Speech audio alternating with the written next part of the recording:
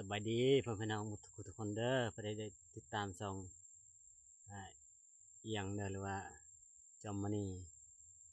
นี่จะเป็น3ชื่อที่เขาเจ้าตั้งหั่นเขาเจ้ากำลังเดินป่าแล้วไปยามแฮวเนาะเฮ็ดไว้แต่ฝนตกหลาย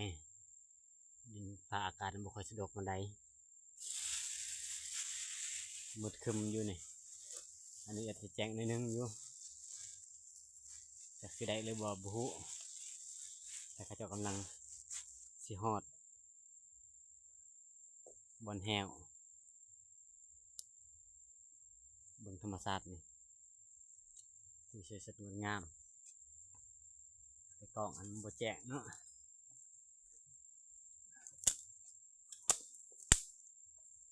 ก็ได้ส่ง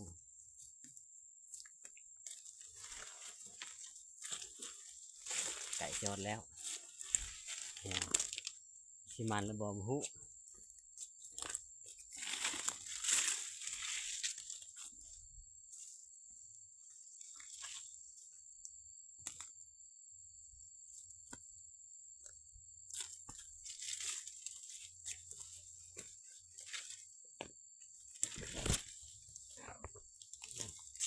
พวกหลาย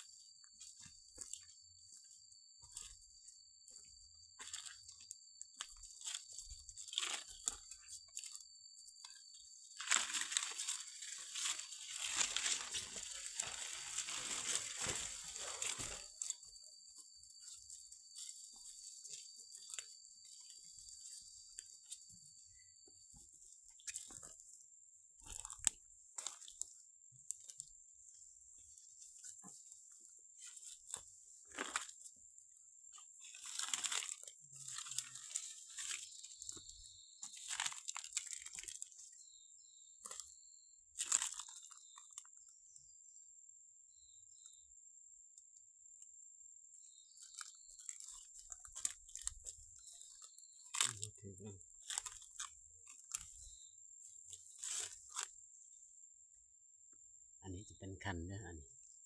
จะเป็นคันแฮวเบิ่งวิธีการเฮ็ดแต่ก็จะบ่ได้ถ่ายตอนเฮ็ดอันนี้จะเป็นสายและไม้ตอกอันนี้ละกองไม้อีอยู่นึงเพื่อให้มันเหยียบ